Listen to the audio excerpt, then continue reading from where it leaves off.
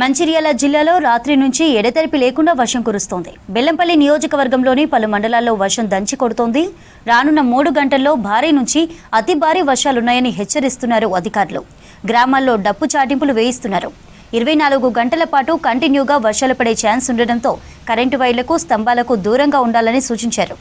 గర్భిణీలు, వృద్ధులు, చిన్నారుల విషయంలో జాగ్రత్తలు తీసుకోవాలంటున్నారు. పశువుల కాపర్లు అప్రమత్తంగా ఉండాలన్నారు. అవసరం అయితేనే తప్ప ప్రజలెవరూ బయటకు రావద్దని సూచించారు అధికారులు.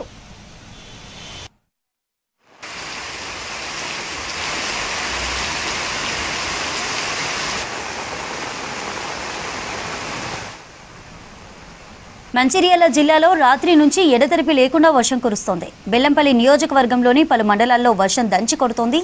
రానున్న 3 గంటల్లో భారీ నుంచి అతి భారీ వర్షాలున్నాయని హెచ్చరిస్తూ అధికారులు గ్రామాల్లో డప్పు చాటింపులు వేయిస్తున్నారు.